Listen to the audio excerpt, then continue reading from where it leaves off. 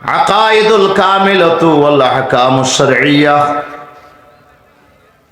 ওয়া তাযহাকুল আকাইদুল বাতিলা ওয়াল কাওয়ানিনুল জাহিলিয়্যাহ ওয়াল আহকামুল ওয়াদিইয়্যাহ। দাওয়াতে দিন কি জানো? মানুষকে সৎ চরিত্রের দিকে ডাকা, সুবহানাল্লাহ, ভালো চরিত্রের দিকে ডাকা, ভালো আমলের দিকে ডাকা, সুন্দর সুন্দর আমলের দিকে মানুষকে ডাকা, মানুষের অধিকারগুলো সংরক্ষণের জন্য মানুষকে দাওয়াত দেয়া। ভাই, আরেকজনের হক নষ্ট করিস না, গাছের হক নষ্ট করিস না, জমিনের হক নষ্ট করিস না, অন্যান্য জিনিসের হক নষ্ট করিস না, মানুষের অধিকার আদায়ের জন্য ডাকা। ও ইকামাতুল আদল বাইনান নাস, মানুষের মধ্যে ইনসাফ প্রতিষ্ঠার জন্য দাওয়াত দেয়া, সুবহানাল্লাহ। প্রত্যেক অধিকারের হকদারের হক আদায় করার মাধ্যমে ইনসাফ প্রতিষ্ঠার জন্য দাওয়াত দেয়া। শরীয়তের বিধানগুলোকে বিজয়ী করার জন্য, তুরতামাউ, এটাকে সুউচ্চ করার জন্য, শরীয়তের বিধানগুলোকে সমাজে প্রতিষ্ঠার জন্য, রাষ্ট্র ব্যবস্থায় সমাজে কোরআনের আইনগুলোকে বিজয়ী করার জন্য দাওয়াত দিতে হবে। ওয়াতাযহাকুল আকাইদুল বাতিলা, এবং যত ধরনের মিথ্যা আপনার বাতিল বিশ্বাস আছে এবং মানুষের তৈরি করা যত জাহিলি কানুন আছে, বিধান আছে, এগুলোকে সমাজের মধ্যে আপনার নিচে ফেলে দিতে হবে। এগুলো দিয়ে সমাজ চলতে পারে না, একমাত্র সমাজ চলবে আল্লাহর দেয়া কোরআনের আইন দিয়ে, ঠিক কিনা? এই জন্য মানুষকে কি দিতে হবে? ডাকতে হবে। এটার নাম দাওয়াতে দিন। এটার নাম কি? দাওয়াতে। ইবনে তাইমিয়া রাহমাতুল্লাহ আলাইহি বলছেন, দাওয়াতে দিন কি? হিয়া দাওয়াতু ইলাল ঈমান বিহি। আল্লাহ যে দিন পাঠিয়েছেন ইসলাম, এই ইসলামকে বিশ্বাস করা। কি করা? বিশ্বাস করা। ওবিমা জাত বিহি রাসূলুহু, পয়গম্বররা যে শরীয়ত আমাদের জন্য নিয়ে আসছে, যে বিধিবিধান আল্লাহর পক্ষ থেকে নিয়ে আসছে, এগুলো কি বিতাসদীকিহিম, বিশ্বাস করা, এবং ওয়াতাআতিহিম ফিমা উমিরু, বিতাসদীকিহিম ফিমা উখবিরু বিহি, শরীয়তের বিধানগুলোকে বিশ্বাস করা এবং বাস্তব জীবনে সেটাকে মেনে চলা, সুবহানাল্লাহ। এই জন্য মানুষকে কি দিতে হবে? দাওয়াত দিতে হবে। ও ভাইয়েরা, আসো, নবীরা যে শরীয়ত আল্লাহর পক্ষ থেকে নিয়ে আসছে, এটা আমরা সবাই মানি এবং আমরা এটাকে বাস্তবে সমাজে আমরা বিজয়ী করি এবং আমরা মেনে চলি। তাহলে এই দিনের প্রতি ঈমান আনতে হবে, এই দিনকে মেনে চলতে হবে। এটার জন্য মানুষকে আহ্বান করার নাম হলো দাওয়াতে দিন। কথা বোঝা যায়? অনেক লম্বা বিষয়। তাহলে দাওয়াতে দিন বলতে কি বোঝায়? আর অনেক বিষয় আছে। শেখ হিজির হুসাইন নামে একজন বড় ইসলামিক স্কলার, তিনি বলছে দাওয়াতে দিন হচ্ছে হিয়া হাসসুন নাসি আলাল খাইরি ওয়াল হুদা, ভালো কাজের জন্য, হেদায়েতের পথে মানুষকে উৎসাহিত করা, ওয়াল আমরি বিল মারুফ ওয়ান নাহি আনিল মুনকার, সৎ কাজের আদেশ দেওয়ার জন্য, অসৎ কাজে মানুষদেরকে বাধা দেওয়ার জন্য, এসব কাজের জন্য মানুষকে উৎসাহিত করা, লিয়াফুজু বিসাআদাতিল আজিল ওয়াল আজিল, দুনিয়ার শান্তি আখিরাতের মুক্তি যেন তারা লাভ করতে পারে, এই জন্য তাদেরকে এই পথে দাওয়াত দিয়ে আহ্বান করা। এটার নাম হলো দাওয়াতে দিন। এটার নাম দাওয়াতে। সবচেয়ে সুন্দর সংজ্ঞা দিয়েছেন আল্লাহ রাসূলের একজন সাহাবী, ওনার নাম হচ্ছে রবি ইবনে আমির রাদিয়াল্লাহু তাআলা আনহু। ওনাকে কাদেসিয়ার যুদ্ধে সেনাপতি হিসেবে রবি ইবনে আমির সেনাপতি হিসেবে দায়িত্ব পালন করেছে। ওনাকে মুসলমানদের পক্ষ থেকে আপনার পারস্যের যারা অগ্নি পূজারীদের যিনি সেনাপ্রধান ছিল, তার নাম ছিল রুস্তম। কি নাম? রুস্তমের সাথে তিনি যুদ্ধ করার জন্য সেই ময়দানে তিনি দায়িত্ব পালন করেছেন। রুস্তম বলছে রবি ইবনে আমির, আমার একটা কথার জবাব দাও। আমরা এতদিন জানলাম দুনিয়াতে দুইটা পরাশক্তি আছে, একটা হলো পারস্য, আমরা ইরানের মানুষ, আর একটা দল হলো রোমানরা, যারা রোমের মধ্যে থাকে, খ্রিস্টানেরা, এরা হলো আপনার পরাশক্তি। দুইটা পরাশক্তি আছে। আবার তোমরা তো আরবের জমিনে যাযাবর ছিলা, তোমরা তো বেদুন ছিলা, তোমরা তো গোত্র শাসন করেছিলে, এক গোত্র আরেক গোত্রের কথা মানতে না। কিন্তু কোথার থেকে তোমরা আরব থেকে এত বড় একটা শক্তি তোমরা উদয় হলা, আজকে আমরা পারস্যের জমিনে এসে তোমরা যুদ্ধ করছো, এখন আমাদের বড় মাথা ব্যথার কারণ হয়ে গেছে। সুবহানাল্লাহ। আমরা তো জানতাম পরাশক্তি কয়টা? কথা বলে, পরাশক্তি কয়টা? দুইটা। একটা আমেরিকা, আরেকটা নোমাতে। এখন পরাশক্তি পরাশক্তি রাশিয়া। রাশিয়া যদি এখন ভেঙে গেছে, তারপরে চেষ্টা করতেছে রাশিয়া এখন চীন মিলে আবার পরাশক্তির মর্যাদায় আসার জন্য চেষ্টা করতেছে, ঠিক কিনা? পৃথিবীতে দুইটা পরাশক্তি, তাহলে একটা আমেরিকার বলয় আর একটা রাশিয়ার বলয়। কথা বুঝো? ধন্যবাদ। আমাদের দেশেও দল দুইটা, একটা হইলো আওয়ামী লীগ, নমাতে তোর কিছু না বুঝিতে রাখ। আওয়ামী লীগের পরে জাতীয় পার্টি, তারপরে একটা কমিউনিস্ট পার্টি, সিপিবি, জিপিবি যত আছে 14 দল, বাসদ হাসদ যত আছে সব আওয়ামী লীগের ভিতরে, ঠিক কিনা বলেন না? আর একটা হইল বিএনপি। হয়নি বাজি বাস্তব কথা হই দিয়া দেড় দোজোর হন আবার রাজনীতি শুরু করে দিন। নয় রাজনীতি করতে না, দুই দলের কথা হইতে। দল দুইটা আমেরিকাতে দেখলাম যে দল দুইটা, একটা হইল রিপাবলিকান আর একটা হলো ডেমোক্রেট। ঠিক, হয়তো রিপাবলিকান থেকে প্রেসিডেন্ট হয়, নয়তো ডেমোক্রেট থেকে হয়। কোন সময় রিপাবলিকান থেকে হয়, কোন সময় ডেমোক্রেট থেকে হয়, একবার এক এক দল থেকে হয়। দুই দলের বাইরে আর যায় না, ঠিক কিনা? দল কটা? আর বাংলাদেশে তো বিএনপি আবার জাতীয়বাদী শক্তি, এই ইসলামী দলের সাথে মিলে এও একটা বলয় হয়ে গেছে। দল দুইটা, নয়তো আওয়ামী লীগ নয়তো স্বাধীন হয়ে গেল। ইভেন হইলে ইবে, ইভেন হইলে ইবে, ইভেন হইলে ইবে, ইভেন হইলে ঘুরি ফেরি এক। মুদ্রার এফিডেভিট, মুদ্রা এফিডেভিট নামটা বেশ কম, খাস সব জনগণের কাছে পরীক্ষা হয়ে গেছে। জনগণ বলে যে আমরা আওয়ামী লীগকেও দেখেছি, একবার নয় দুইবার নয় কয়েকবার, বিএনপিকেও দেখেছি শাসন কেমনে করে, কিভাবে লুটপাট করে, কিভাবে চুরি করে, কিভাবে খুন করে, কিভাবে গুম করে, সব আমরা দেখেছি, ঠিক কিনা? এবার জনগণ বলে যে আমরা একটা দলকে আমরা আবার পরীক্ষা করবো, যারা ইসলামের কথা বলে, কোরআনের কথা বলে, দ্বীনের কথা বলে, তাদেরকে আমরা পরীক্ষা করবো, ঠিক কিনা? হয়নি বাজি? পথে ঘাটে রাস্তাঘাটে এখন একটা দলের কথা বেশি শোনা যায়। এটা সেনা প্রধানের মুখ থেকেও শুনছি আমরা। সেনা প্রধানকে যখন সাংবাদিকেরা বলছে কে কে আসছে প্রথম নম্বর, ওনারা হন না। এখন ওদের মাথা ব্যথা হয়ে গেছে। তারা বলে যে দল ছিল দুইটা, এখন আবার কি দল একটা উঠতেছে, এটা কি আবার? এইটা এখন আওয়ামী লীগেরও সহ্য হয় না, আমাদের বিএনপি ভাইদেরও কি হয় না। এরা বলে যে বাজি যেভাবে হোক এটাকে থামাইতে হবে। বিশ্বের পরাশক্তি ছিল দুইটা, একটি ছিল পারস্য আর একটা ছিল রোমানরা। রোমান আর পারস্যের সাথে যুদ্ধ হয়েছে, যুদ্ধের মধ্যে পার্সিয়ানরা পরাজিত হয়েছে, রোমানরা বিজয়ী হয়েছে। সুবহানাল্লাহ বলে। এই ফাঁকে আরবের জমিনে এক বিশাল শক্তির উদয় হয়েছে। এই শক্তির নাম হচ্ছে মুসলমান। শক্তির নাম কি? নেতৃত্ব দিচ্ছেন কে? নবী মুহাম্মদ রাসূলুল্লাহ। জোরে বলেন না সাল্লাল্লাহু আলাইহি ওয়াসাল্লাম। আমার বিশ্ব নবীর নেতৃত্বে আরবের জমিনে একটা স্টেট হয়ে গেছে। আমার বিশ্ব নবী একটা দুইটা নয়, যুদ্ধ করেছে বদরের ময়দানে, উহুদের ময়দানে, খন্দকের ময়দানে, তাবুকের ময়দানে, আপনার হুনাইনের ময়দানে। কত যুদ্ধ আমার নবীকে করতে হয়েছে। 27টা যুদ্ধ নবী সেনাপতির দায়িত্ব পালন করেছে, ঠিক কিনা? কোন যুদ্ধ? আমার বিশ্ব নবী বলেছেন আনা নবিয়ুর রাহমাহ, আনা নবিয়ুত তাওবা, আনা নবিয়ুল মালহামা।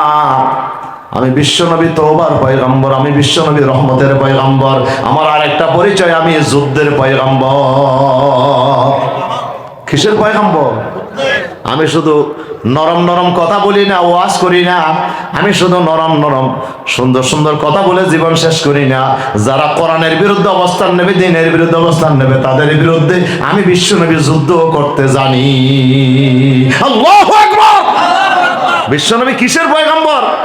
যুদ্ধের পয়গম্বর। কিসের পয়গম্বর? যুদ্ধের পয়গম্বর। নবী যুদ্ধ করেছেন কয়টা? 27টা যুদ্ধে নিজে গিয়েছেন, আর 56টা যুদ্ধে সাহাবীদের নেতৃত্বে হয়েছে। শেষে নবী মদিনায় বসেছিলেন, সাহাবীদেরকে পাঠাইছিলেন, এরকম যুদ্ধ হয়েছে 56টা 6 বছরের ভিতরে। 10 বছরের ভিতরে 6 বছর 10 বছর মক্কাতে শুধু মাইর খাইছে, ফিডা খাইছে, নবীকে জেল দিয়েছে, শেয়াবে আবি তালেবে 3 বছর জেল দিয়েছে, সাহাবায়ে কেরাম পালিয়ে গেছে আপনার আপনার আফ্রিকাতে, হাফসাতে। নবী তায়েফের ময়দানে চলে সেখানে মার গিয়ে চলে আসছে, রক্তাক্ত হয়েছে, নবী সেখানে রাষ্ট্র ক্ষমতা পাই নাই, ঠিক কিনা? কিন্তু মদিনায় আসার পরে যখন নবী রাষ্ট্র ক্ষমতা পাইল, নবীর এই রাষ্ট্র ক্ষমতাকে শেষ করে দেওয়ার জন্য একে একে নবীকে যুদ্ধ করতে হয়েছে। আল্লাহর পয়গম্বর 27টা যুদ্ধে সেনাপতি হিসেবে দায়িত্ব পালন করেছে, সাহাবায়ে কেরাম 56টা যুদ্ধ করছে, 10 বছরে প্রায় আপনার 90টার কাছাকাছি যুদ্ধ হয়েছে, ঠিক কিনা? তাহলে গড়ে 9টা পড়ছে না, ঘুমাতে কা বাজে, গড়ে 1 বছরে 9টা যুদ্ধ হয়েছে। মাস কয়টা? কেন মাতিয়া বছরে মাস কয়টা? আর 12 মাসে যুদ্ধ হয়েছে কয়টা? গড়ে 9টা। নবীর শান্তি আছে নি? সাহাবায়ে কেরামের শান্তি আছে? মুসলমানের নাম কি শুধু যুদ্ধ করা? বলতে হ্যাঁ যুদ্ধ করা, যুদ্ধ দরকার আছে। কেন? ইন হতে গেলে আবার আরেক সাইডে যাবি, যুদ্ধের প্রয়োজন আছে। ডাক্তার শুধু ওষুধ দেয় না, মাঝে মাঝে অপারেশন করে, ঠিক কিনা? ক্যান্সার যখন হয়ে যায়, আপনার যখন ফোড়া উঠেছে, ডাক্তার বলে যে এটার ওষুধে কভার হবে না, এটাকে অপারেশন করে ফেলে দিতে হবে, অপারেশন না করলে ক্যান্সার হওয়ার সম্ভাবনা আছে।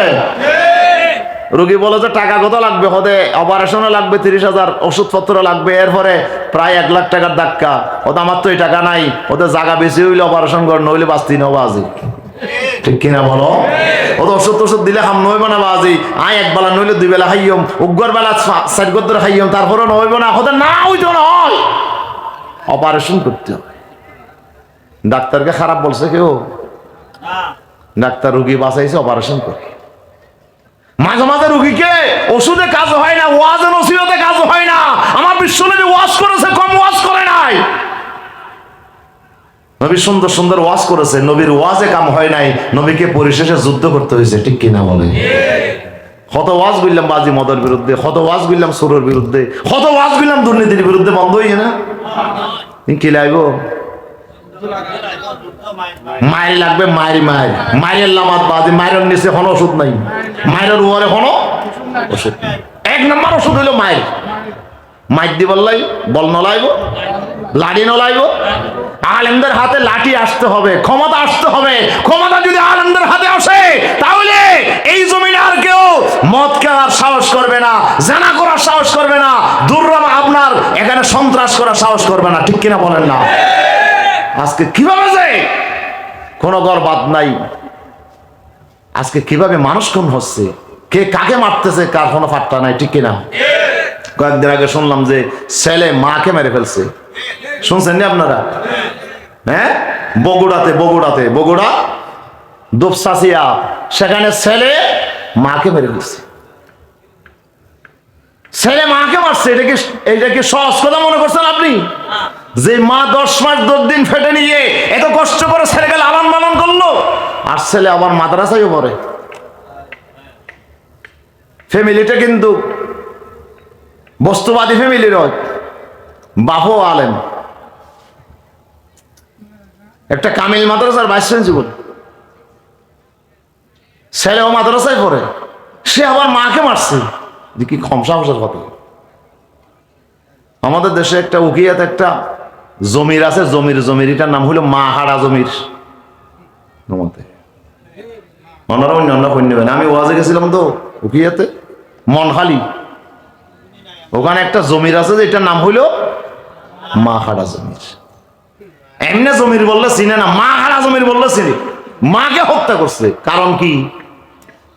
কারণ বহুত দূরে বাজে, সে পাগল হয়ে গেছে একটা মেয়ের উপরে, মেয়ে এটাকে বিয়ে করবে।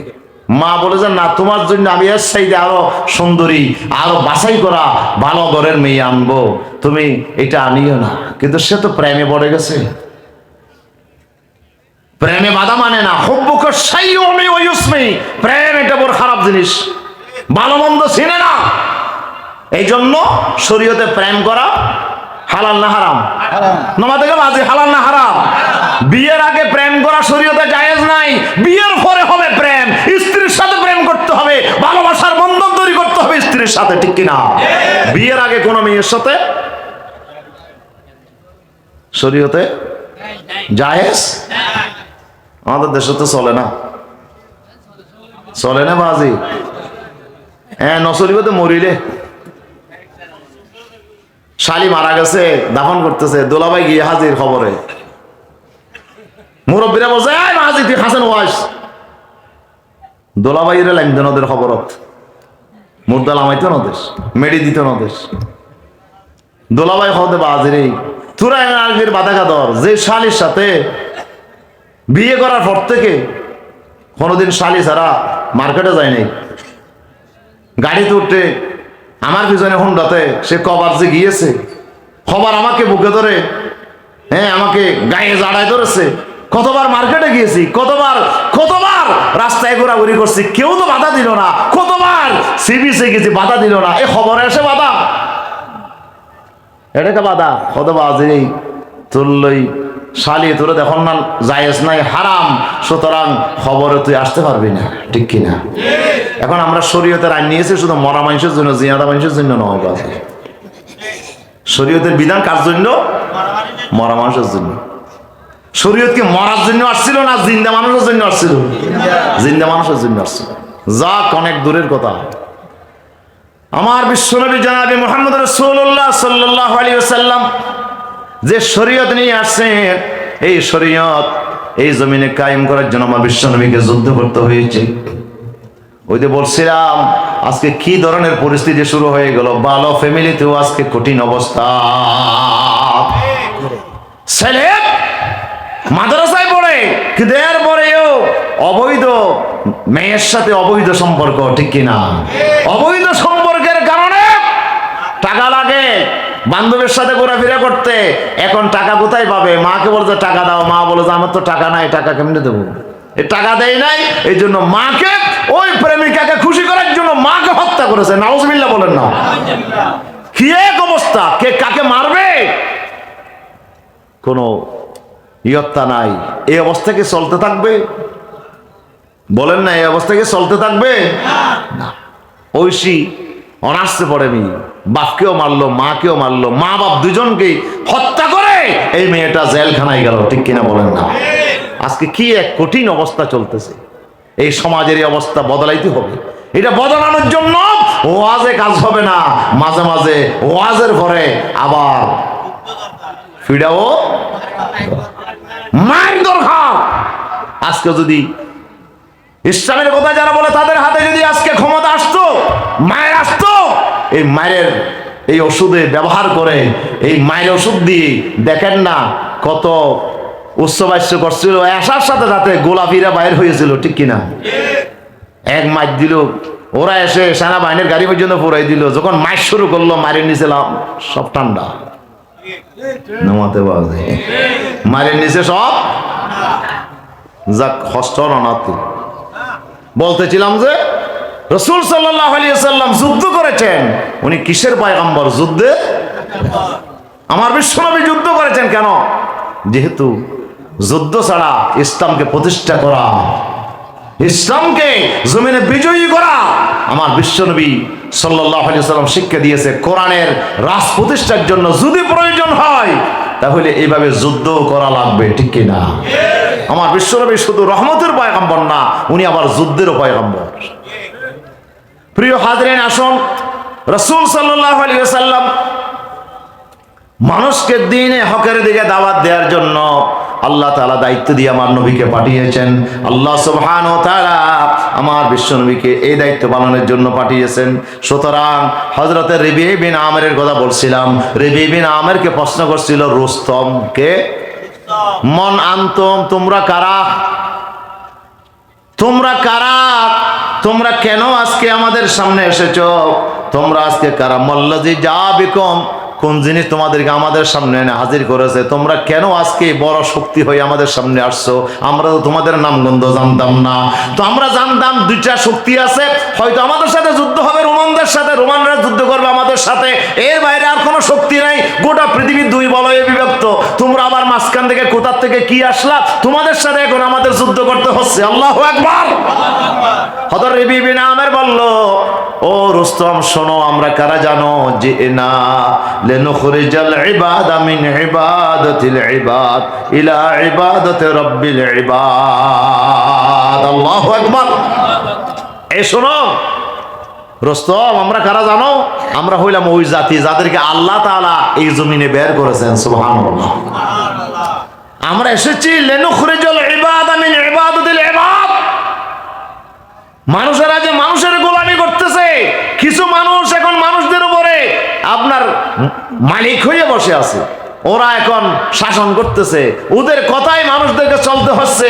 আজকে ওরা ক্ষমতার দণ্ডে বসে ক্ষমতা হাতে নিয়ে মানুষকে যেমন ইচ্ছা তেমন আচরণ করতেছে।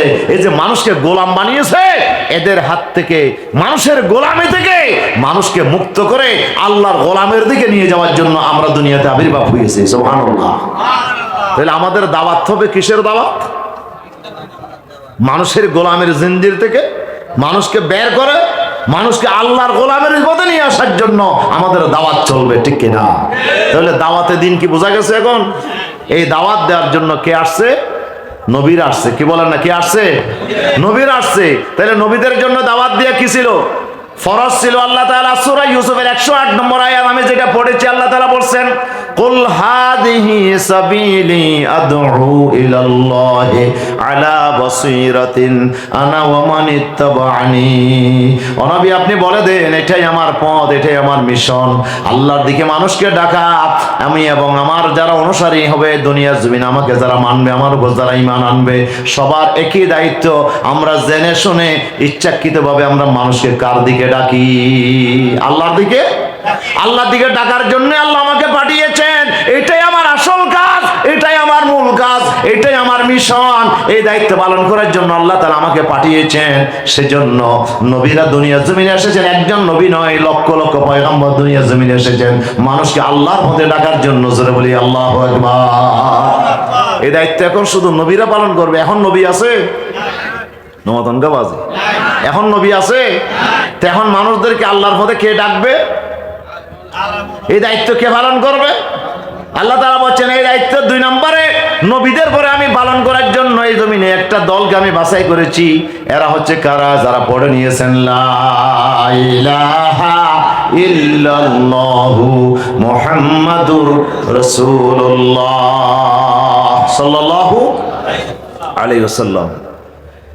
এই দায়িত্ব পালন করার জন্য একটা দলকে আমি বাছাই করেছি দুনিয়ার জমিনে, আল্লাহর মধ্যে ডাকবে। এরা কারা? আল্লাহ বলছে, কুনতুম খায়রা উম্মাহ, তোমরাই পৃথিবীর সারা জাতি। এ আমার নবীর উম্মতেরা, তোমরা যারা কলমা পড়েছো, মুসলমান হয়েছো, দাবি করছো মুসলমান বলে, তোমাদের 1 নম্বর দায়িত্ব উখরিজাত লিন-নাস, মানুষের কল্যাণের জন্য তোমাদেরকে জমিনে সৃষ্টি করা হয়েছে। সুবহানাল্লাহ। তা'মুরুনা বিল মা'রুফ ওয়া তানহাউনা আনিল মুনকার। দাওয়াতে দিন মানে সৎ কাজের আদেশ করা, অসৎ কাজে বাধা দেওয়া, মানুষকে ভালো পথে চলার জন্য উদ্বুদ্ধ করা এবং খারাপ পথ থেকে মানুষকে দূরে থাকার জন্য চেষ্টা করা। এটা হচ্ছে দাওয়াতে দিন। এই দাওয়াতের দায়িত্ব পালন করার জন্য তোমাদেরকে জমিনে সৃষ্টি করা হয়েছে। নবী আর জমিনে আসবে না। আল্লাহ নবী চলে গেছেন, শেষ নবী দুনিয়া থেকে এসে চলে গেছেন। এখন কিয়ামত পর্যন্ত মানুষকে আল্লাহর মধ্যে রাখার জন্য এই দায়িত্ব কে পালন করবে? ও আলেম ওলামা হরো, আলেমের কথা কইনি, আমি কি আলেমের কথা বলছি? আল্লাহ কি এখানে কোরআনের মধ্যে আলেমের কথা বলছে? না না, কুনতুম খায়রা উম্মাহ, আল্লাহ বলছে তোমরাই পৃথিবীর সারা জাতি। যতগুলো উম্মত দুনিয়া জমিনে এসেছে, লক্ষ লক্ষ পয়গম্বর উম্মতের ভিতরে আমি তোমাদের মর্যাদা বুলন্দ করে দিয়েছি, যেহেতু তোমরা নবীর দায়িত্ব পালন করতে হবে তোমাদেরকে, ঠিক কিনা?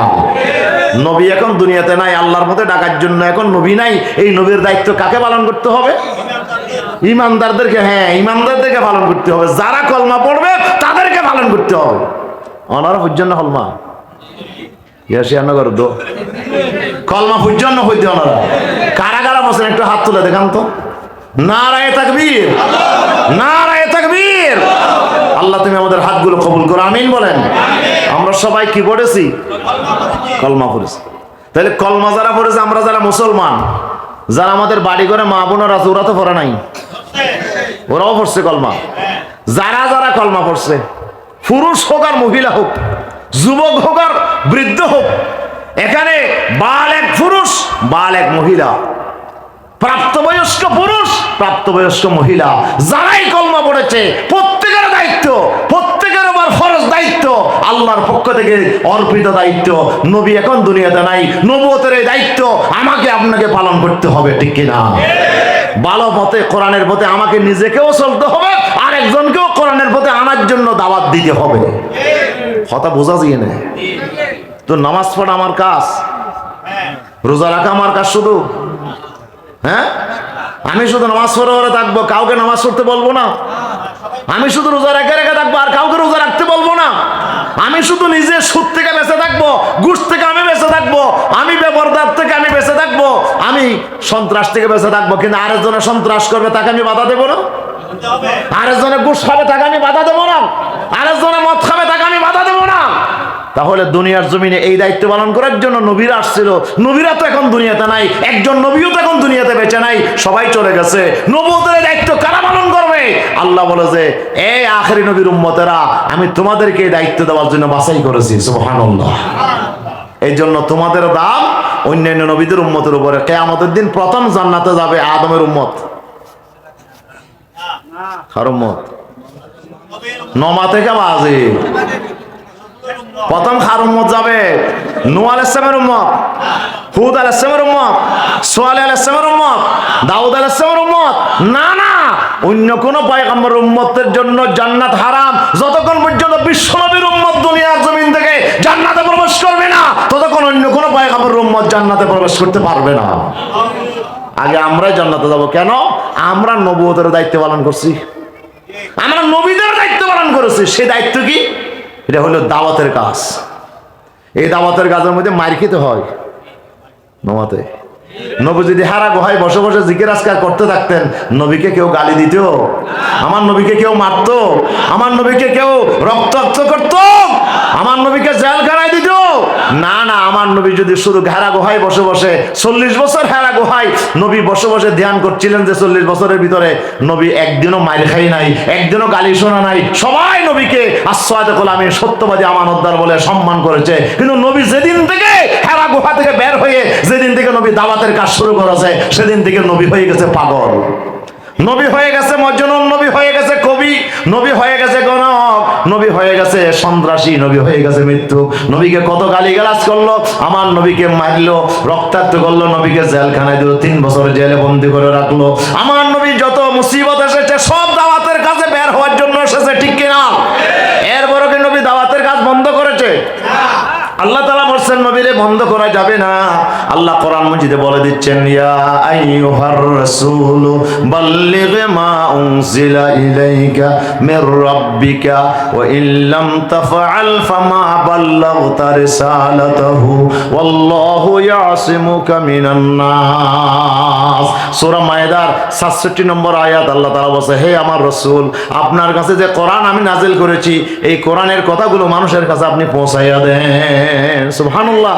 কোরআনের কথা মানুষকে পৌঁছাইয়া দেন, কোরআনের পথে মানুষকে দাওয়াত দেন, কোরআনের বক্তব্যগুলো যাদের সামনে তুলে ধরেন।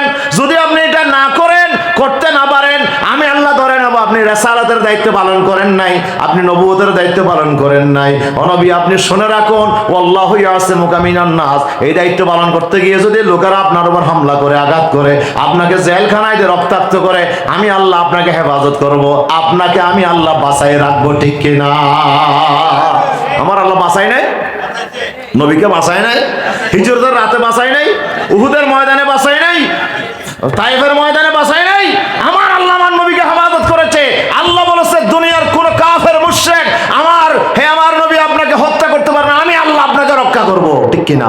এই দায়িত্ব এরপরে পালন করতে হবে, মার খেতে হবে, রক্ত ঝরাতে হবে, এরপরে দায়িত্ব পালন থেকে দূরে সরে যাওয়া যাবে না। এখন নবী দুনিয়াতে নাই, নবী দুনিয়া থেকে যাওয়ার সময় আমাদেরকে বলছিল, এই দুনিয়াতে আমার রেখে যাওয়া দায়িত্ব তোমাদেরকে পালন করতে হবে, ঠিক কিনা? আমার বিশ্ব নবী সাল্লাল্লাহু আলাইহি ওয়াসাল্লাম মার খেয়ে রক্ত দিয়ে দায়িত্ব পালন করেছেন। সেই বিদায় হজের মাঠে রাসূলুল্লাহ 1,40,000 1,40,000 মতান্তরে আমার বিশ্বনবীর সামনে 1,40,000 সাহাবী, আর রহিকুল মখতুমের মধ্যে 1,40,000 সাহাবী রাসূলের সামনে। রাসূলুল্লাহ বলছেন, হে আমার সাহাবীরা, আল্লাহুম্মা হাল বাল্লাগতু, আল্লাহুম্মা হাল বাল্লাগতু, আল্লাহুম্মা হাল বাল্লাগতু। হে আল্লাহ, তোমার দেয়া দায়িত্ব আমি কি যথাযথভাবে পালন করছি? আমি কি মানুষকে দাওয়াত দিয়েছি? আল্লাহ 3 বার কথা বলার পরে সাহাবীরা বলছে যে, আল্লাহ ও রাসূল, বলা আপনি অবশ্যই আপনি আমাদেরকে আল্লাহর বাণীগুলো পৌঁছাই দিয়েছেন, আপনি দাওয়াতের কাজ যথাযথভাবে পালন করছেন। আল্লাহ রাসূল বলছেন, আল্লাহুম্মা শাহাদ, আল্লাহুম্মা শাহাদ, আল্লাহুম্মা শাহাদ। আল্লাহ লক্ষ জনতা সাক্ষী দিচ্ছে আমি রাসূল আমার দায়িত্ব পালন করেছি, আমি দাওয়াতের কাজ করেছি, মায়ের খেয়ে রক্ত দিয়ে আমি জমিনে দাওয়াতের কাজ করেছি। ও আল্লাহ তুমি সাক্ষী থাকো, আল্লাহ তুমি সাক্ষী থাকো, আল্লাহ তুমি সাক্ষী থাকো। সুবহানাল্লাহ। খবর বিদায় হজের মাঠে বিশ্বনবী সাহাবায়ে কেরামদেরকে স্বীকারোক্তি নিয়েছে, আমি দায়িত্ব পালন করেছি। সবাই বলল, রাসূল আপনি দায়িত্ব পালন করেছেন। সুবহানাল্লাহ, কি দায়িত্ব! এই দায়িত্ব এখন কে পালন করবে? বিশ্বনবী বলেছেন, আল্লাহুম্মা আরহাম খুলাফাই, আল্লাহুম্মা আরহাম খুলাফাই, আল্লাহুম্মা আরহাম খুলাফাই। কয়বার? 3 বার বলেছেন, হে আল্লাহ আমার যারা খলিফা হবে তাদের প্রতি রহম করো, আল্লাহ আমার খলিফাদের প্রতি রহম করো, আল্লাহ আমার খলিফাদের প্রতি রহম করো। সাহাবীরা বলল, ইয়া রাসূলুল্লাহ মানহুম খুলাফাউকা ইয়া রাসূলুল্লাহ, ওদের আপনার খলিফা কারা? রাসূল বললেন, আমার খলিফা কারা জানো? আল্লাযিনা ইয়ারগুনা হাদিসি মিন বাদি ওয়া ইউবাল্লিগুনা হান্নাস, আমার পরে যারা আমি রাসূলের হাদিসগুলো মানুষের সামনে বর্ণনা করবে, মানুষের কাছে পৌঁছাইয়ে দেবে, তারাই হলো আমি রাসূলের খলিফা। তারা আমি রাসূলের কি? তাহলে আপনি আর আমি যদি আল্লাহ রাসূলের পক্ষ থেকে বল্লাগু আন্নি ওয়ালাউ আয়া, কোরআনের একটি বিষয়ও যদি, একটা কথাও যদি আমার কাছে এলম জানা থাকে, এটা যদি আমি মানুষের কাছে পৌঁছাইয়ে দিই, মানুষকে যদি আমি কোরআনের পথে দাওয়াত দিই, তাহলে রাসূল বলছেন তুমি আমার খলিফা, তুমি আমার কি? আমরা কি খলিফা হতে চাই? আমরা ইনশাআল্লাহ। শুধু নামাজ পড়ে পড়ে বসে থাকবো তা নয়, রোজা রেখে রেখে বসে থাকবো তা নয়, জিকির আজকার করে মুরাকাবা মুশাহাদা তাহাজ্জুদ পড়ে পড়ে বসে থাকবো তা নয়। আমার দায়িত্ব আমার শুধু নামাজ পড়া নয়, নামাজের পাশাপাশি দাওয়াতে দ্বীনের কাজ করা, আল্লাহর দ্বীনের পক্ষে মানুষকে দাওয়াত দেয়া, কোরআনের সমাজ ব্যবস্থার পক্ষে মানুষকে দাওয়াত দেয়া, দ্বীনকে বিজয়ী করার জন্য মানুষকে দাওয়াত দেয়া, এটাও আমার জন্য ফরজ কাজ। কথা বুঝাইতে পারছি? এই দায়িত্ব পালন না করলে খবর আছে না নাই? আল্লাহ তাআলা বলেন, ওয়াল তাকুম মিনকুম উম্মাতুন ইয়াদউনা ইলাল খায়র ওয়া ইয়ামুরুনা বিল মা'রুফ ওয়া ইয়ানহাউনা আনিল মুনকার ওয়া উলাইকা হুমুল মুফলিহুন। বিশ্বনবী আল্লাহ রাব্বুল আলামিনের পক্ষ থেকে যে বিধান পেয়েছেন, আল্লাহ তাআলা বলেন, হে আমার নবী রে, ওয়াল তাকুম মিনকুম উম্মাতুন ইয়াদউনা ইলাল খায়র, ও নবী আপনার উম্মতকে শোনায়া দাও, তোমাদেরকে এমন একটা দলে পরিণত হতে হবে। তোমাদের দল কি হবে? ওয়াল তাকুম মিনকুম উম্মাহ, মিনে তবিজিয়া হতে পারে, আবার মিনে বয়ানিয়া। মিনে ইবনে কাসির ওয়ালা বলেন এখানে মিনে বয়ানিয়া হবে। কেন? ওদের ফাজতানে বুররিজসা মিনাল আওসান, কোরআন শরীফে এমন বিনে বয়ানিয়া আছে। আল্লাহ বলেন মূর্তিদের ভিতরে নাপাকি যা আছে এগুলোকে তোমরা পরিহার করো। তাহলে কিছু মূর্তি ফাঁক, কিছু মূর্তি নাপাক এমন হইতে পারে নাকি? কিছু মূর্তি ফাঁক, কিছু মূর্তি নাপাক এমন হবে না, সব মূর্তি নাপাক। তাহলে ওখানে মিন অংশ বোঝানোর জন্য আসে নাই। এখানেও আল্লাহ বলছে তোমাদের ভিতরে একটা দল হইতে হবে। কিছু মানুষ, সবাই না করো, কিছু মানুষকে দায়িত্ব পালন করতে হবে। মানুষকে আল্লাহর পথে, কোরআনের পথে, কল্যাণের পথে, ইসলামের পথে দাওয়াত দিতে হবে, সৎ কাজের আদেশ করতে হবে, অসৎ কাজে বাধা দিতে হবে। এই দায়িত্ব পালন করার জন্য একটা দল হতে হবে। কিছু মানুষে করলে হবে নি? হবে না। না, শুধু হুজুররা দাওয়াতের কাজ করবে, মায়ের খাবে শুধু হুজুরেরা। আজকে আল্লামা সাইদি সাহেব কেন মায়ের খেলো? কেন ওনাকে জেলে যেতে হলো? 50 বছর কোরআনের তাফসীর করলো, কোরআনের তাফসীর করার পরে ওনাকে 13টা বছর জেলের ভিতরে কাটাতে হয়েছে, ঠিক কিনা? জেলের ভিতরে উনি শান্তিতে থাকতে পারে না। এই বন্দি মানুষটাকে ওনারা সহ্য করলো না, বরদাস্ত করলো না। ক্ষমতায় যেতে হলে শর্ত দিয়েছে, ওই বন্ধু রাষ্ট্র শর্ত দিয়েছে, ক্ষমতায় যেতে হলে কোরআনের পাখি সিংহ পুরুষটাকে দুনিয়া থেকে বিদায় করে দিতে হবে, ঠিক কিনা? ওনাকে সে বন্দিশালার ভিতরে ওনাকে চিকিৎসার নাম করে ইনজেকশন, বিষাক্ত ইনজেকশন পুশ করে ওনাকে দুনিয়া থেকে শহীদ করা হয়েছে।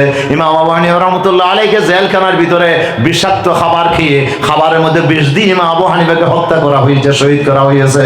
আর আল্লামা সাঈদীকেও সেভাবেও শহীদ করা হয়েছে জেলখানার ভিতরে, ঠিক কিনা? আল্লামা সাঈদী সাহেব কেন 13 বছর জেল খাটলো? ও কোরআনের বাকি আপনি কেন জেল খাটলেন? কেন আপনি শহীদ হলেন? ও নেজামী সাহেব আপনি কেন শহীদ হলেন? ও মীর কাসেম আলী আপনি কেন শহীদ হলেন? আজকে শহীদ হওয়ার কারণ কি? একটা কারণ, যে ওনারা বসে বসে শুধু ইবাদত করে করে ওনারা থাকে নাই, ওনারা মানুষকে আল্লাহ দ্বীনের পথে ডেকেছেন, কোরআনের পথে ডেকেছেন, কোরআনের সমাজ ব্যবস্থার প্রতি মানুষকে দাওয়াত দিয়েছেন, ঠিক কিনা? এই দাওয়াতে কাজ করতে গিয়ে মার খেয়েছেন, জেলে গিয়েছেন। আল্লাহ বলে যারা এই কাজ করবে তারাই আমার নবীর আসল খলিফা। আমি আল্লাহ ঘোষণা দিলাম, ওয়ালতাকুম মিনকুম উম্মাহ, তোমাদের ভিতরে এক দলে করলে হবে না, সব মুসলমানকে একটা দলে পরিণত হইতে হবে, সবাইকে এই দায়িত্ব পালন করতে হবে। ইয়াদউনা ইলাল খায়র, মানুষকে কল্যাণের দিকে দাওয়াত দিতে হবে, মানুষকে ইসলামের দিকে দাওয়াত দিতে হবে, এবং সৎ কাজের আদেশ করতে হবে, অসৎ কাজে বাধা দিতে হবে। এমন ক্ষমতা অর্জন করতে হবে যেন তুমি সৎ কাজের আদেশ করতে পারো, অসৎ কাজে বাধা দিতে পারো, ইসলামকে বিজয়ী করতে হবে, ঠিক কি না? এই কাজ যদি করতে পারো, আমি আল্লাহ বলে দিলাম যে উলাইকা হুমুল মুফলিহুন। এখানে উলামায়ে কেরাম আছে, আল্লাহ উলাইকাল মুফলিহুন বলে নাই, উলাইকা হুমুল মুফলিহুন। আল্লাহ বলছে এরাই একমাত্র সফল কাম, এরাই জান্নাতি, এরাই জাহান্নাম থেকে নাজাত প্রাপ্ত দল, ঠিক কিনা বলো? এই দায়িত্ব পালন করলে নাজাত পাওয়া যাবে, এই দায়িত্ব পালন করলে জান্নাত পাওয়া যাবে। এই দায়িত্ব যারা পালন করবে তারাই মুক্তিকামী দল, তারাই জান্নাতি দল। আর যারা এই দায়িত্ব পালন করবে না তাদের ব্যাপারে খবর আছে, ঠিক কিনা? তাহলে এই কাজ কি নফল কাজ না ফরজ কাজ? বলেন নফল কাজ না ফরজ কাজ? এই দায়িত্ব আল্লাহ তাআলা আমাদের জন্য দিয়েছেন, এই দায়িত্ব পালন করে উম্মতের জন্য আল্লাহ তাআলা ফরজ করে দিয়েছেন। আমি শুধু 2টা পয়েন্ট বলছি, আরো 10টা পয়েন্ট আমি নোট করছিলাম, আরো 8টা পয়েন্ট আছে। সময় শেষ, ঠিক আছে না বাজি? ইনশাআল্লাহ ফজরের নামাজ পড়তে হবে ইনশাআল্লাহ। এরকম হাজার মাহফিল যদি এক পাল্লায় দিলেও ফজরের নামাজের সমান। আসুন কোরআনের মাহফিল, এই দাওয়াত কেন দিতে হবে? শুধু আমরা ওয়াজ করব, আপনারা করবেন না? হয়তো আরো ওয়াজ জানে নাকি? কেন ওয়াজ জানে নাকি? তো বলি করতেন চিল্লা দিয়ে দিতে যে ওয়াজ ঘরের বাজি, তুই এত ওয়াজ নিলে তারপরে ওয়াজ করি না বড়, তোমার কাজ ঘরের মধ্যে ওয়াজগুলো নিয়ে যাবেন। হয়তো আয় বিজ্ঞান লই যেতে, যেমন তুমি ক্যাসেট বড়ি লই যাও, মোবাইল এসেছে, মোবাইলে করে বাড়িতে নিয়ে যাও, আপনার বিবিকে শোনান, সন্তানকে শোনান, আপনার আত্মীয় স্বজনকে শোনান, কোরআনের কথাগুলো আপনি মানুষের কাছে পৌঁছায় দেন, আপনিও দাওয়াতুল আল্লাহর সারিতে আপনি শামিল হয়ে যাবেন, ঠিক কিনা? এই দায়িত্ব আমাকে আপনাকে পালন করতে হবে। এই সমাজ ব্যবস্থা পাল্টাতে হবে, কোরআনের সমাজ প্রতিষ্ঠার জন্য আমাকে আপনাকে একজন কর্মী হিসেবে কাজ করতে হবে। রাজি আছেন কিনা? রাজি আছেন কিনা? কারা কারা রাজি আছেন? একটু দোহা তুল আমার আল্লাহকে দেখা, নারায়ে তাকবীর, নারায়ে তাকবীর। আল্লাহ আমাদেরকে কবুল করুন, আমিন বলেন। নামাজ পড়া যেমন ফরজ, ইসলামী আন্দোলনের কর্মী হওয়াও ফরজ। অন্য আন্দোলন করা জায়েজ নাই। যদি আপনি অন্য আন্দোলন করেন মুসলমান হইও, আছে না? না এরকম রাসূল বলছে মান দাআ বিদাওয়াল জাহিলিয়া, যারা ইসলামের বিপক্ষে, জাহিলিয়াতের পক্ষে যারা দাওয়াত দেবে, ফাহুয়া মিন জুসা জাহান্নাম। রাসূল বলছে সে জাহান্নামের জ্বালানি হবে, জাহান্নামের ইন্ধন হবে, জাহান্নামের কীট হবে, জাহান্নামের ভিতরে তাকে যেতে হবে। সাহাবী প্রশ্ন করলো, ওয়াইন সামা ওয়া সাল্লা, হুজুর সে যদি নামাজ পড়ে, সে যদি রোজা রাখে, তারপরও কি জাহান্নামে যাবে? হুজুর বলছেন ওয়াইন সামা ওয়া সাল্লা ওয়া জামা আন্নাহু মুসলিম। রাসূল বলছে সে যদি নামাজও পড়ে, রোজাও রাখে, নিজেকে মুসলমানও যদি মনে করে, আমি বিশ্বনবী বলছি, বাতিলের পক্ষে দাওয়াত দিলে, কোরআনের বিপক্ষে দাওয়াত দিলে, ইসলামী আন্দোলন না করে অনৈসলামিক আন্দোলন করে যদি আপনি জাতীয়তাবাদের পক্ষে দাওয়াত দেন, আপনি যদি ধর্মনিরপেক্ষতাবাদের পক্ষে দাওয়াত দেন, আপনি যদি অন্য সমাজ ব্যবস্থার পক্ষে দাওয়াত দেন, আল্লাহর কসম করে বলছি, রাসূল বলে গেছেন আপনি জাহান্নামে যাবেন, ঠিক কিনা? আমার বানোয়াট কথা না, রাসূলের কথা। রাসূল বলছে নামাজ পড়লো জাহান্নামে যাবে, রোজা রাখলো, নিজেকে মুসলমান মনে করলেও জাহান্নামে যাবে, যেহেতু সে ইসলামের দাওয়াত দেয় নাই মানুষকে, ঠিক কিনা? তাহলে ইসলামের দাওয়াত দিয়ে শুধু হুজুরদের উপর ফরজ নয়, আপনার উপরও, আপনাকেও দাওয়াত দিতে হবে। আপনার কাছে যতটুকু এলম আছে ততটুকু দাওয়াত দিতে হবে। নামাজ ফরজ, এটা আপনার কাছে এলম আছে না নাই? নমাতন ফেললাম নামাজ ফরজ দিয়ে নজানন ফেললাম, তো নামাজ দিয়ে বালা হাজিয়ান তো জানন। তো আরেকজন যে নামাজ পড়েন আপনি তাকে বলতে পারেন না ভাই নামাজ তো ফরজ, তুমি চলো নামাজ পড়ে, আমিও পড়বো তুমিও পড়বা। এই দায়িত্ব আপনাকে আমাকে পালন করতে হবে, ঠিক কিনা? সমাজে ইসলাম কায়েম না হলে সমাজে শান্তি আসবে না, ইসলাম প্রতিষ্ঠা হলে সমাজে শান্তি আসবে। এটা কি আমাদের বুঝে আসে নাই? এতটুকু এলম আমাদের ভিতর আছে না নাই? এই আলম যখন আপনার ভিতর আছে তাহলে সমাজের মানুষকে দাওয়াত দিতে হবে, এ ভাইয়েরা, ইসলাম প্রতিষ্ঠা ছাড়া এই জমিনে শান্তি আসবে না। একের পর এক যুদ্ধ চলতে থাকবে, ব্রিটিশের বিরুদ্ধে যুদ্ধ, পাকিস্তানিদের বিরুদ্ধে যুদ্ধ, হাসিনার বিরুদ্ধে যুদ্ধ, কত কিছুর বিরুদ্ধে যুদ্ধ, হাজার হাজার সন্তান মারা যাবে, কিন্তু শান্তি আসবে না। শান্তি আসতে হলে বাংলাদেশের জমিনে কোরআনের রাজ কায়েম করতে হবে, ঠিক কিনা? এই দাওয়াত আমাকে দিতে হবে, আপনাকেও দিতে হবে, সবাইকে দাওয়াতি কাজ করতে হবে। ঘরে ঘরে প্রত্যেকটা বাড়িতে বাড়িতে আপনাকে দাওয়াত পৌঁছায় দিতে হবে। ও বাংলাদেশের মানুষেরা, আর ভুল করার সুযোগ নাই, এবার মহা সুযোগ এসেছে আমাদের সামনে। এবার অন্য কোনো দল নয়, এবার আমরা একটা দলকে আমরা ক্ষমতায় দেখবো, যারা কোরআনের কথা বলে, ইসলামের কথা বলে, কোরআনের রাজ প্রতিষ্ঠার কথা বলে, তাদেরকে আমরা ক্ষমতার মসনদে দেখতে চাই, ঠিক কিনা? এই দাওয়াতি কাজ করা আমার জন্য নফল কাজ না ফরজ কাজ? সময় থাকলে আমি আরো বিস্তারিত বলতাম। 3 নাম্বার, নাজাতের শর্ত। আল্লাহ বলছে ওয়াল আসরে ইন্নাল ইনসানা লাফি খুসর, যাতে সময়ের কসম করে বলছে সব মানুষ ক্ষতিগ্রস্ত, সবাই জাহান্নামে যাবে, শুধু 60টা কাজ যারা করেছে তারা ছাড়া। সুবহানাল্লাহ। ইল্লাল্লাযিনা আমন। 1 নম্বর ঈমান আনতে হবে, ও আমলুস সালাত। 2 নম্বর নিজেকে নামাজ রোজা হজ জাকাত নিজেকে আমল করতে হবে। এরপরে ওয়াতাওয়াসো বিল হক, শুধু নামাজ পড়লে জান্নাতে যাওয়া যাবে না। 3 নম্বর সত্য হচ্ছে হকের পক্ষে মানুষকে দাওয়াত দিতে হবে। ওয়াতাওয়াসো বিস সবর, সে দাওয়াত দিতে গিয়ে যদি মায়ের আসে, জেল জুলুম আসে, আপনাকে সবর করতে হবে। এই 4টা কাজ যারা করবে না ওরা জান্নাতে যেতে পারবে না। 4টা কাজ যারা করবে না এরা জাহান্নামে যেতে পারে, আল্লাহ যদি মাফ না করে, ঠিক কিনা? এই জন্য আমাদের আপনাকে নাজাত পেতে হলে অবশ্যই দাওয়াতের কাজ আমাদেরকে করতে হবে। সময় তো অনেক হয়ে গেল। এরপরে বান্দা যদি আপনার দাওয়াতে যদি কেউ ইসলামের পক্ষে আসে, আল্লাহ খুশি হবে না বেজার হবে? কারো ছেলে হারিয়ে গেছে, হেফজখানায় পড়তো, এখন মাও কাঁদতে কাঁদতে পাগল হয়ে গেছে, বাহু পাগল হয়ে গেছে। হঠাৎ করে যদি বাচ্চা ঘরের মধ্যে ফিরে আসে, মা বাপ খুশি হবে না বেজার হবে? যে মানুষটা মদ খেতে গেছে, যে মানুষটা বেবিচার করছে, যে মানুষটা খুন করতেছে, দুর্নীতি করতেছে, যে মানুষটা আল্লাহকে ভুলে গেছে, ওই মানুষকে যদি আপনি দাওয়াত দিয়ে আল্লাহর পথে নিয়ে আসতে পারেন, আল্লাহ এমন খুশি হবে যে ওই ছেলেকে ফিরে পেয়ে মা যেমন খুশি হয়েছে, আল্লাহ রাসূল বলছে আল্লাহ তার চেয়ে বেশি খুশি হবে। আপনি যদি দাওয়াত দিয়ে একজন পথহারা মানুষকে কোরআনের পথে আনতে পারেন, আল্লাহ আপনার প্রতি এত খুশি হয়ে যাবে যে আপনার জিন্দেগীর তামাম গুনাহ আল্লাহ মাফ করে দেবে, আপনার জন্য জান্নাত ওয়াজিব করে দেবে, ঠিক কিনা? এই জন্য আমাদেরকে দাওয়াতি কাজ করতে আজকে থেকে শুরু করবেন তো ইনশাআল্লাহ? শুরু করা যাবে তো ইনশাআল্লাহ? শুধু আমি না, আমি একা জান্নাতে যাব না, আমার আত্মীয় স্বজনকেও আমি জান্নাতে নিয়ে যাব।